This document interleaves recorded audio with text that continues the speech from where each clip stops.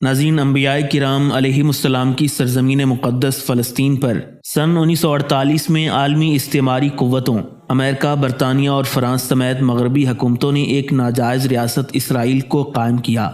یہ اسرائیل اس لیے قائم کیا گیا تھا تاکہ مغربی ایشیائی ممالک میں عالمی استعماری قوتوں کے مفادات کے لیے رکھوالی اور چوکیداری کا کام کرے۔ غاصب اسرائیل کو قائم کرنے والے صہیونیوں نے پہلے دن سے ہی فلسطین کی زمین کا انتخاب اس لیے کیا تھا کہ یہاں سے زمینی اور سمندری دونوں راستوں سے ایشیائی ممالک کی افریقی ممالک اور یورپی ممالک کی ایشیائی اور افریقی ممالک تک رسائی کو مکمل کنٹرول میں رکھا جائے اور سیاسی و معاشی اعتبار سے دنیا پر نو آبادیاتی نظام کی ایک نئی شکل زائونزم کے ساتھ مخلوط ہو کر جاری رہے۔ گریٹر اسرائیل کا تصور نیا نہیں، اسرائیل کی طرف سے یہ بات ایک زمانے سے کہی جا رہی ہے۔ گریٹر اسرائیل کا تصور یہ ہے کہ یہودیوں سے آسمانی کتب میں جس سرزمین کا وعدہ کیا گیا ہے اس میں اردن، مصر، فلسطین، عراق، شام اور لبنان کے علاقے شامل ہوں گے۔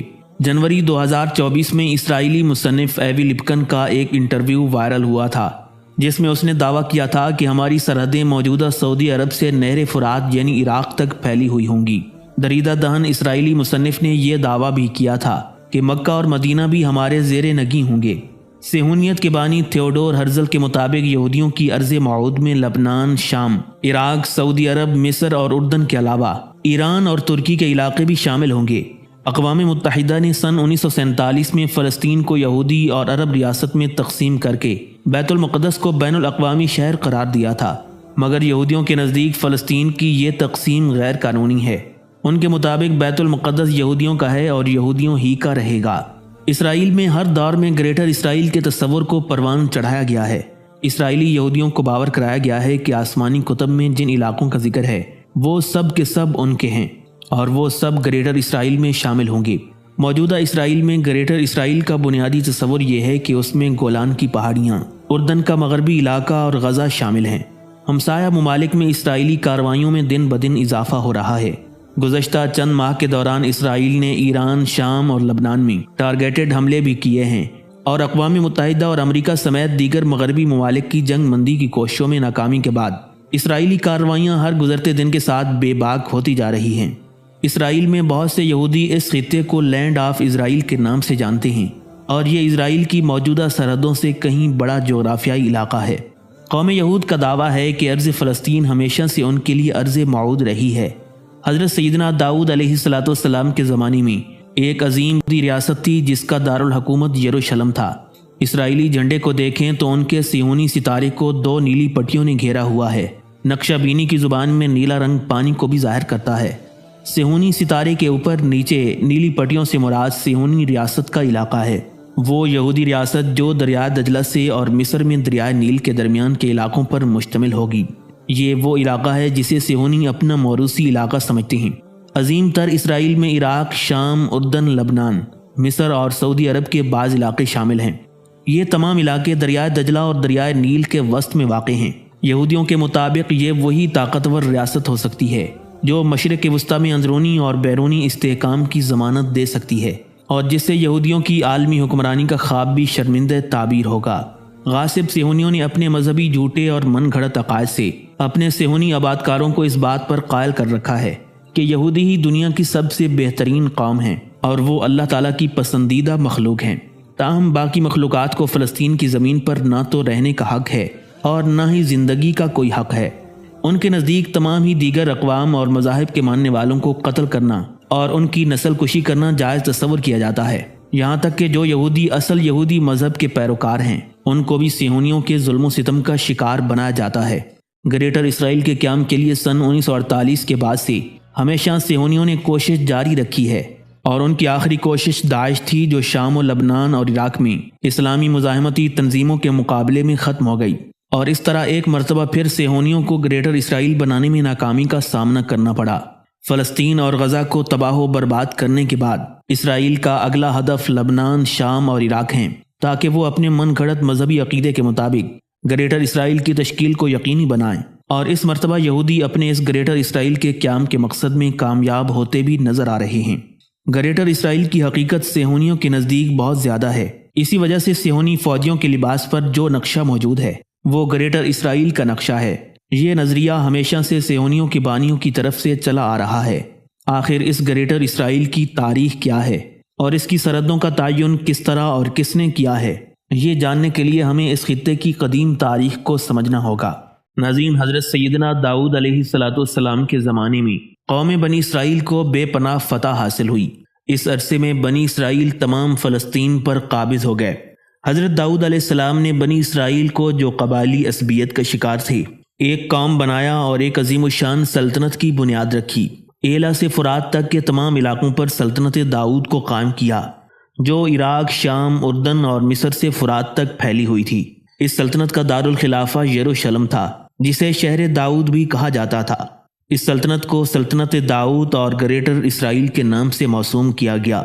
حضرت داؤد علیہ السلام کے وصال کے بعد حضرت سلیمان علیہ السلام جب برسر اقتدار آئے تو انہوں نے سلطنت داؤد کو مزید استحکام بخشا۔ قوم بنی اسرائیل میں یہ فخر رہا ہے کہ وہ انبیاء کی اولاد سے ہیں۔ اللہ تعالیٰ نے ان کو تمام جہانوں پر فضیلت دی ہے۔ یہ حقیقت ہے کہ اللہ تعالیٰ نے انہیں ایک خاص وقت کے لیے فضیلت بخشی جس کی کوئی مثال نہیں ملتی۔ اللہ تبارک و تعالیٰ قرآن مجید کی سورہ البقرہ میں فرماتا ہے، اے بنی اسرائیل، میری ان نعمتوں کو یاد کرو جو میں نے تمہیں عطا کیں اور تمہیں تمام جہانوں پر فضیلت بخشی ہے۔ لیکن افسوس کہ اس قوم نے بجائے اس کے کہ اللہ رب العزت کی ان نعمتوں اور فضیلتوں پر شکر گزار بنتی اور اپنے فرض منصبی کو ادا کرتی، وہ اللہ تعالیٰ کے اس نظام کائنات کو تباہ کرنے پر تل گئی اور انہوں نے اللہ تعالیٰ سے اپنی وفاداری بدل دی اور شیطان سے جا ہاتھ ملایا۔ حضرت سیدنا سلیمان علیہ السلام کے وفات کے بعد بنی اسرائیل کے عظیم دور کا زوال شروع ہو گیا۔ بنی اسرائیل نے اخلاقی پستی، جھوٹ، فریب، ظلم و سرکشی اور فساد و فتنہ انگیزی کو اپنا شعار بنا لیا۔ ان لوگوں نے احکام الہی کو پس پشت ڈال کر گمراہی کو اپنا امام بنایا۔ اللہ رب العزت نے انبیاء کو ان کی طرف ہدایت کے لیے مبعوث فرمایا، تو اس قوم نے خدا کے معصوم پیغمبروں کی کردار کشی اور ناحق ان کا قتل شروع کر دیا، اس لیے کہ انبیاء اللہ کے سفیر ہوتے ہیں اور سفیر چنیدہ شخص سے مقرر ہوتا ہے۔ ان کے کردار کو داغدار کرنا دراصل ان کے بھیجنے والے کی تکذیب اور تضحیک ہوتی ہے۔ اس لیے انبیاء کی کردار کشی وہ بنیادی جرم تھا جس کی پاداش میں غضب الہی جوش میں آ گیا۔ کلدانیہ کے بخت نصر کا اقبال چمکا تو وہ ایک عظیم لشکر کے ہمراہ بیت المقدس پر حملہ آور ہوا اور بیت المقدس کی اینٹ سے اینٹ بجا دی۔ اسرائیلیوں نے ایک لمبا عرصہ جلاوطنی میں گزارا۔ سن 331 قبل از مسیح میں مقدونیہ کا 20 سالہ نوجوان سکندر اعظم دنیا کو فتح کرنے کا خواب لے کر بیت المقدس کو فتح کرنے کے بعد 1,00,000 اسرائیلیوں کو سکندریہ لے گیا۔ اس کے بعد سن 168 قبل از مسیح میں شاہ انتیوکس نے یروشلم پر حملہ کیا۔ یہودیوں کو بے دریغ قتل کیا گیا اور بیت المقدس سے یہودی جلاوطن کر دیے گئے۔ احکام الہی کو پس پش ڈالنے، اپنی سازشوں، بدعمالیوں اور مکاریوں کی بدولت یہودی بارہا اقوام عالم کے حملوں کا نشانہ بنے اور بارہا جلاوطن کیے گئے۔ مگر ان کی تاریخ کا ایک روشن پہلو یہ بھی رہا کہ تاریخ کا کوئی سب سے بڑا جابر حکمران اور جرنیل ان کو کچل نہ سکا۔ ہم اللہ کے چنے ہوئے لوگ ہیں کا دعویٰ کرنے والی قوم بنی اسرائیل برگزیدگی اور افضل و برتر ہونے کے احساس میں اس طرح محفوظ ہو گئی کہ دنیا کے تمام شدائد بھی انہیں متزلزل نہ کر سکے۔ انہیں تاریخ کے ہر دور میں یہ احساس رہا کہ وہ سلطنت داؤد کی بحالی سے ہی اپنی اس عظمت رفتہ کو حاصل کر سکتے ہیں جو ان کو حضرت داؤد علیہ السلام اور حضرت سلیمان علیہ السلام کے دور میں حاصل ہوئی تھی۔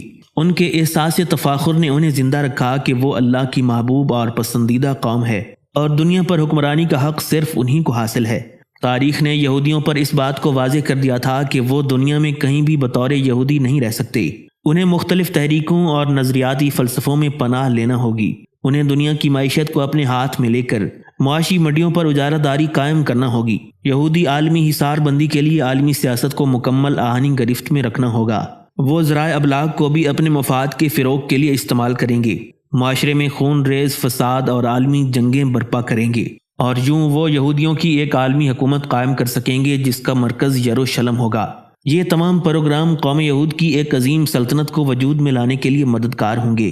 چنانچہ ان منصوبوں کو ذہن میں لیے یہودی اکابرین بند کمروں میں بیٹھے خفیہ اجلاسوں میں ان کو عملی جامہ پہنانے کے لیے سوچوں میں گم نظر آتے ہیں۔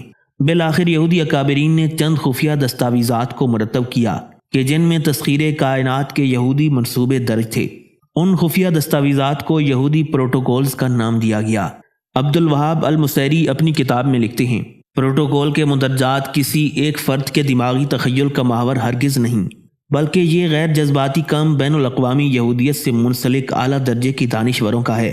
یہ دستاویزات جو پروٹوکول کے نام سے مشہور ہیں، یہود کے ان عظیم اذہان کی عرق ریزیوں کا کمال ہیں جو یہودیوں میں آج تک نشتوں کا اہتمام کرتے رہے ہیں، اور یہ پروٹوکول انہی ملاقاتوں کے دوران کی جانے والی منصوبہ بندیوں کا حاصل ہیں۔ ان یہودی اجلاسوں کا سب سے اہم کام جب ضبط تحریر میں لایا گیا تو یہ یہودی پروٹوکول کہلائے۔ قرائن سے یہ بات ثابت ہے کہ سن 1888 عیسوی میں پہلی صہیونی کانفرنس جو کہ سوئٹزرلینڈ کے شہر باسل میں منعقد ہوئی تھی، اس میں صہیونی دستاویزات کو پیش کیا گیا تھا اور صہیونی خفیہ اجلاس میں ان کو زیر بحث لایا گیا تھا۔ اس حوالے سے وکٹر ای مارٹسن لکھتا ہے، غالب گمان یہی ہے کہ یہودی پروٹوکول سن 1897 عیسوی میں جدید صہیونی تحریک کے بانی تھیوڈور ہرزل کی قیادت میں پہلی صہیونی کانفرنس جو باسل میں منعقد ہوئی اس میں پیش کیے گئے تھے۔ ان پروٹوکولز کا اصل مقصد صہیونی ریاست کا قیام، سلطنت داؤد کی بحالی اور یروشلم کو دنیا کا دارالحکومت قرار دلوانا اور ہیکل سلیمانی کی تعمیر تھا، کیونکہ یہودی اپنی جلاوطنی کے دوران دنیا کے کونے کونے میں جا کر آباد ہوئے۔ وہ دنیا میں جدھر بھی گئے اور جس حال میں بھی رہے اپنے عقائد کے ساتھ شدت سے چمٹے رہے۔ ان کے ذہنوں میں صرف ایک ہی خیال رہا کہ بنی اسرائیل کو خداوند نے تمام اقوام عالم سے برگزیدہ ٹھہرایا ہے، وہ خدا کے برگزیدہ اور پسندیدہ لوگ ہیں، دنیا پر حکمرانی کا حق صرف انہی کو حاصل ہے۔ ان کا یہ خواب اسی صورت میں پایہ تکمیل پہنچ سکتا ہے کہ جب وہ گریٹر اسرائیل کے قیام کے لیے اپنی صلاحیتوں کو صرف کر دیں۔ ارض فلسطین کے بارے میں کہا جاتا ہے کہ یہ خطہ تو چھوٹا سا ہے لیکن اس کی تاریخ بہت بڑی ہے۔ فلسطین کو بجا طور پر انبیاء کی سرزمین کہا جاتا ہے۔ حضرت سیدنا ابراہیم علیہ السلام نے اپنا تبلیغی مرکز اسی ملک کے شہر ہیبرون میں قائم کیا تھا۔ حضرت اسحاق علیہ السلام اور حضرت یعقوب علیہ السلام نے اسی سرزمین میں حق کی آواز بلند کی۔ حضرت سیدنا موسیٰ علیہ السلام کی ارض موعود یہی سرزمین تھی۔ حضرت داؤد علیہ السلام اور حضرت سلیمان علیہ السلام کا مرکز یہی خطہ تھا۔ حضرت سیدنا سلیمان علیہ السلام نے اسی مقدس سرزمین سے توحید کی آواز بلند کی اور حضور نبی اکرم صلی اللہ علیہ وسلم کی آمد کی خوشخبری سنائی۔ تاجدار مدینہ صلی اللہ علیہ وسلم نے اسی سرزمین میں واقع مسجد اقصی سے عرش کی طرف تشریف لے گئے اور اسلام کے ابتدائی سالوں میں مسجد اقصی مسلمانوں کا قبلہ اول رہی۔ قوم یہود کا یہ دعویٰ ہے کہ ارض فلسطین ہمیشہ سے ان کے لیے ارض موعود رہی۔ حضرت داؤد علیہ السلام کے زمانے میں ایک عظیم یہودی ریاست تھی جس کا دارالحکومت یروشلم تھا۔ اب 18ویں اور 19ویں صدی میں یہودی اکابرین کے لیے یہ ایک بہت بڑا چیلنج تھا کہ وہ کس طرح سے دنیا میں بکھرے ہوئے یہودیوں کو ایک جگہ پر مجتمع کر کے ایک فکر اور انہیں ایک سوچ دیں۔ چنانچہ انہوں نے ایک نفسیاتی چال چلی۔ انہوں نے یہودی عوام کو ایک نظریے پر لانے کے لیے نفسیاتی حربے استعمال کیے۔ وہ یہود جو دنیا کے مختلف کونوں میں بکھر کر اپنے تصوری عظمت کو بھلا بیٹھے تھے، یہودی سرداروں نے ان کو خدا کے چنے ہوئے لوگوں کا تصور یاد دلایا۔ ان کو بتایا گیا کہ انہیں ایک مقصد کے لیے زندہ رکھا گیا ہے۔ یہودی نظریات کے مطابق سرزمین فلسطین پر غیر یہودی اقوام نے قبضہ کر رکھا ہے۔ یہ علاقہ یہود کا موروثی علاقہ ہے جہاں پر ان کے آباء و اجداد کی سلطنت قائم تھی۔ اس کے لیے ضروری ہے کہ سلطنت داؤد کو دشمنوں کے قبضے سے لے کر اسے از سر نو بحال کر کے دنیا کا واحد دارالحکومت بنا دیا جائے۔ قوم یہود نے ارض موعود میں واپسی کے لیے ایک خفیہ تحریک چلائی جس کا نام صہیونیت زائنزم رکھا گیا۔ صہیونیت ایک خالصتاً عقائد کی بنیاد پر اٹھنے والی ایک یہودی تحریک کا نام ہے جس کا مقصد بنی اسرائیل کے بکھرے ہوئے قبائل کو ایک جگہ پر اکٹھا کر کے انہیں سلطنت داؤد کی بحالی اور از سر نو ہیکل سلیمانی کی تعمیر کی طرف راغب کرنا تھا۔ اس تحریک کا سب سے بڑا مقصد فلسطین میں آزاد صہیونی ریاست کی تشکیل تھا اور اس کے بعد گریٹر اسرائیل کا قیام اس تحریک کا مقصد تھا۔ جرمن یہودی موسے ہیس نے صہیونیت کا علم بلند کیا۔ اس شخص نے دنیا کے یہودیوں کو ایک فکر دی اور ان کے لیے ایک منزل متعین کر دی۔ اس نے کہا کہ دنیا کا مستقبل یہود کے پاس ہے۔ وہ اگر جدوجہد کریں تو ارض موعود میں پہنچ کر پوری دنیا کا احاطہ کر سکتے ہیں۔ چنانچہ فلسطین میں یہودی آبادکاری کا کام شروع ہوا۔ روس، امریکہ اور جرمنی کے یہودی ایک نظریے کو اپنائے، اپنی پرتعیش زندگی کو چھوڑ کر فلسطین میں آباد ہونا شروع ہو گئے۔ اسرائیل کے قیام کی راہ میں سب سے بڑی رکاوٹ سلطنت عثمانیہ تھی۔ اس رکاوٹ کو دور کرنے کے لیے ترکی میں اسلام دشمن یہودی خفیہ تنظیم فری میسنری کو متحرک کیا گیا۔ ان لوگوں نے ترکی فوج میں اپنے اثرات پھیلائے اور 7 سال کی مدت میں ان کی سازشیں پختہ ہو کر اس منزل پر پہنچ گئی تھیں کہ سلطان عبدالحمید خان کو معزول کر دیں۔ جماعت اتحاد ترقی اور مغرب کی میسونی تحریک کے درمیان روابط کا کام استنبول میں سلطنت عثمانیہ کی بیوروکریسی میں شامل میسونی تنظیم سے تعلق رکھنے والے افراد کرتے تھے۔ انہی روابط کی بنیاد پر ترکی کے سلطان کو یورپ کی جانب سے میسونیوں کے ساتھ مشروط معاملہ طے کرنے کے لیے کہا جاتا تھا۔ صہیونی تحریک نے خفیہ سازشوں کے ذریعے سے یہودی ریاست کے قیام کی راہ میں سب سے بڑی رکاوٹ کو 24 جولائی سن 1909 کو معزول کر دیا۔ مسلمانوں کی عظیم سلطنت عثمانیہ کی شکست و ریخت میں فری میسنری نے اہم کردار ادا کیا۔ ینگ ترک میسنری کے اعلیٰ کار اور یہودیوں کے مورے تھے جو ان کی چالوں سے بے خبر تھے۔ ترکی وحدت اور ماڈرن پسند اسلام اور وسعت نظر کے فریب میں آ کر یہ غیر مسلم فری میسنری کے جال میں پھنس گئے، جس وجہ سے ترک سیکولر اور نسل پرستی کا شکار ہو گئے۔ انہی کے دور اقتدار کے اندر ترکی ٹکڑے ٹکڑے ہو گیا۔ اب صہیونیت کی راہ میں سب سے بڑی رکاوٹ عالم اسلام کا اتحاد تھا۔ صہیونی اس بات سے بخوبی آگاہ تھے کہ اگر عرب اور دوسرے مسلم ممالک متحد رہے تو صہیونی تحریک کسی صورت میں بھی کامیابی سے ہمکنار نہیں ہو سکے گی۔ چنانچہ مسلم ممالک میں نیشنلزم کو فروغ دینے کے لیے منصوبہ بندی کا آغاز ہوا۔ ایک طرف تو ترکوں کو ترک قوم پرستی کا سبق دیا جا رہا تھا کہ وہ اپنی سلطنت کی بنیاد اسلامی اخوت کی بجائے ترکی قوم پرستی پر رکھیں، تو دوسری طرف عربوں کو عرب قومیت کا درس دیا گیا اور ان کے دماغ میں یہ بات بٹھائی گئی کہ وہ ترکوں کی غلامی سے آزاد ہونے کی جدوجہد کریں۔ لارنس آف عربیہ عربوں کا ہمدرد بن کر اٹھا، جس نے بھرپور پروپیگنڈے کے ذریعے عربوں اور ترکوں میں نفرت کی ایک بہت بڑی خلیج پیدا کر دی اور انہیں عرب قومیت کا درس دیا۔ اس طرح ترکوں اور عربوں میں بیک وقت دو متضاد قسم کی قوم پرستیاں ابھاری گئیں اور ان کو یہاں تک بھڑکایا گیا کہ جب سن 1914 میں پہلی جنگ عظیم برپا ہوئی تو ترک اور عرب ایک دوسرے کے رفیق ہونے کی بجائے دشمن اور خون کے پیاسے بن کر آمنے سامنے کھڑے ہو گئے۔ 9 جون سن 1916 کو بالآخر فلسطین سے بغاوت کا علم بلند ہوا اور 2 سال کے اندر ترک عرب علاقوں سے دستبردار ہو گئے۔ سادہ لو عرب اس بات سے مکمل طور پر بے خبر تھے کہ قومیت کے نام پر یہود عرب مسلمانوں اور ترکوں میں نفرت کی ایک خلیج پیدا کر رہے ہیں، وہ جسے سلطنت عثمانیہ سے آزادی سمجھ رہے ہیں۔ دراصل وہ آزادی ان کو قید و صعوبتوں، جلاوطنی اور یہودی مظالم کی طرف لے کر جا رہی ہے۔ جب جنگ عظیم اول کے آثار واضح دکھائی دے رہے تھے، صہیونیت کے سرکردہ لیڈر سوچ میں پڑ گئے کہ وہ کس کا ساتھ دیں۔ یہودی برطانیہ، جرمنی اور فرانس میں آباد تھے۔ قوم یہود نے صہیونی مفادات کو ترجیح دی۔ ان کی نظریں دنیا کے مختلف ممالک کی طرف اٹھیں کہ کون سا ملک صہیونیت کے مقاصد میں معاون ثابت ہو سکتا ہے۔ چنانچہ انہوں نے برطانیہ سے معاہدہ کرنا چاہا۔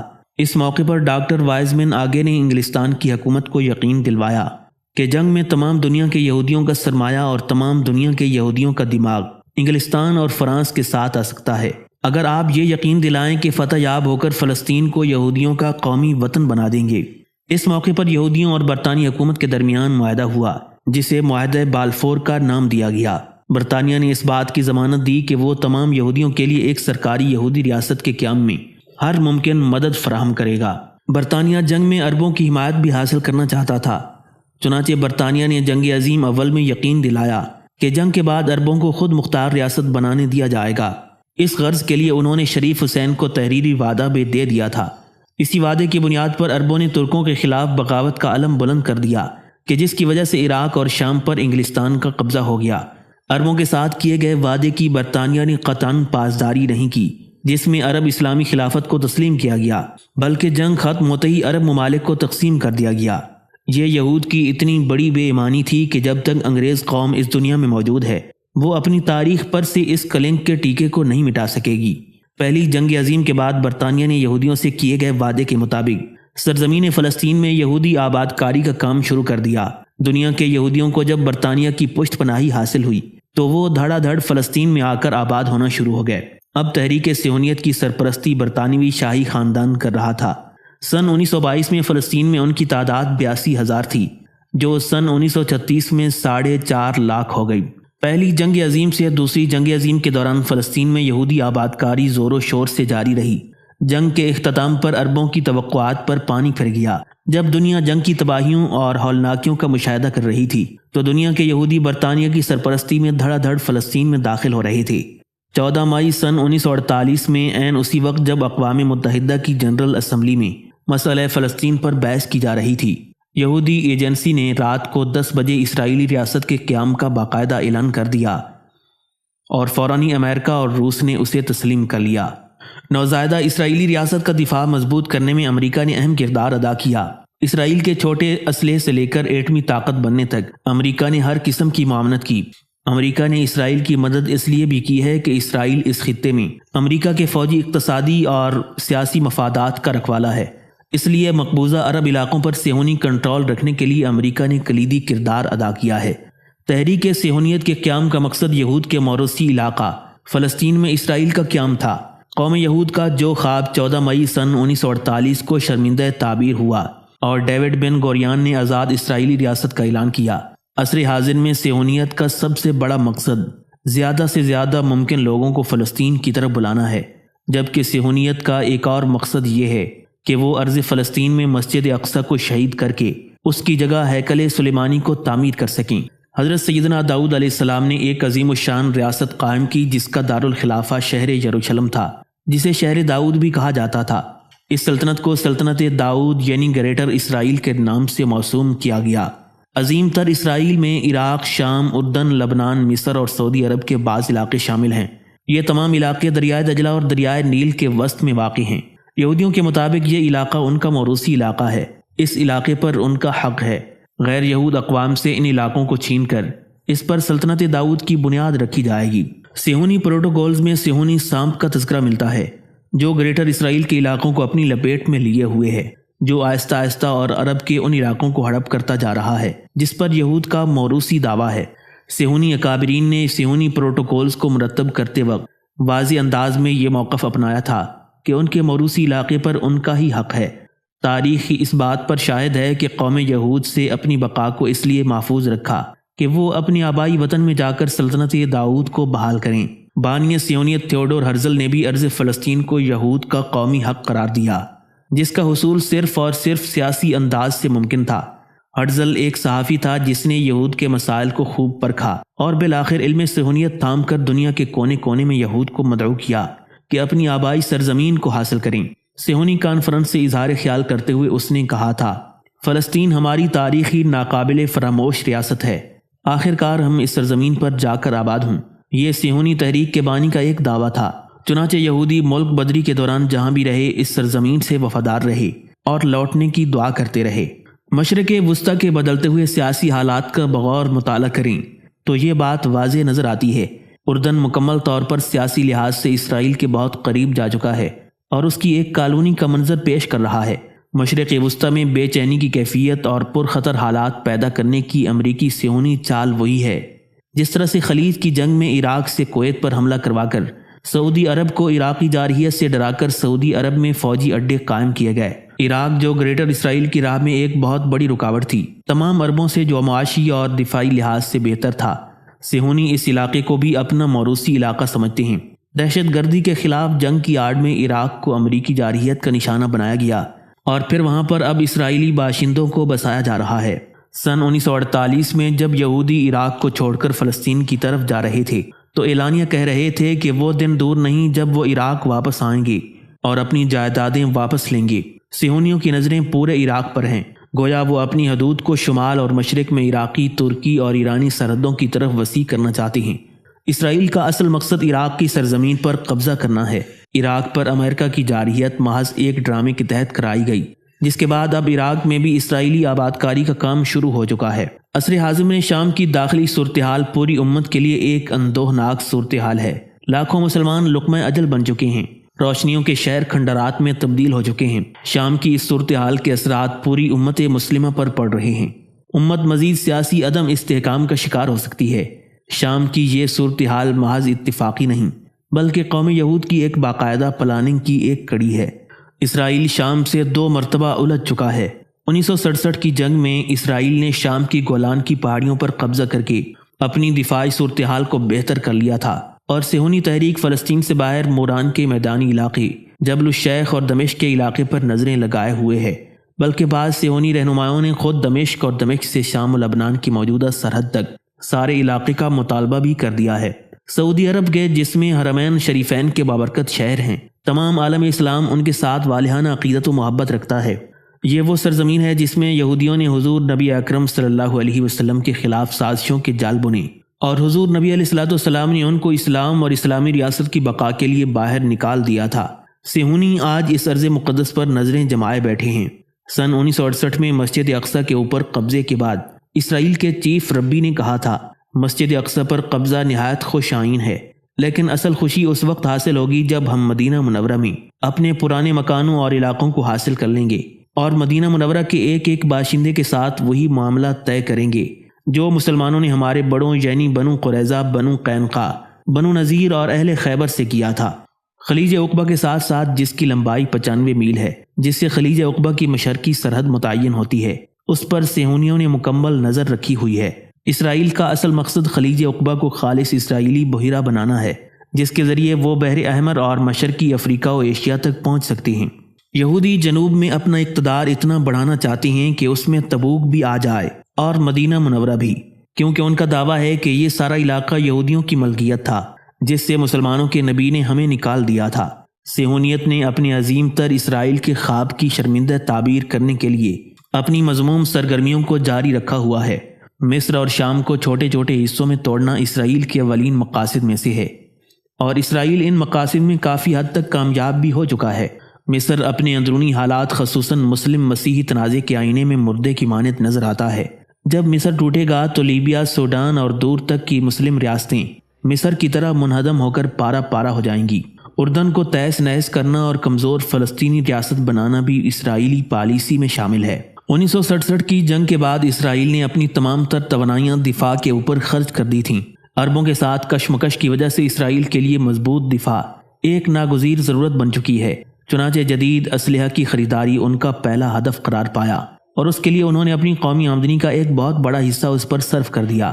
لیفٹیننٹ کمانڈر محمود شید خطاب لکھتے ہیں، اسرائیل اسلحہ کی خریداری اور دوسری جنگی تیاریوں پر اپنی قومی آمدنیوں کا اتنا حصہ صرف کر رہا ہے جتنا دنیا کا کوئی دوسرا ملک نہیں کر رہا، نہ ہی امریکہ اور نہ ہی دنیا کا کوئی دوسرا ملک۔ اسرائیل کی فضا میں ہمہ وقت جارحیت کا جذبہ طاری ہے۔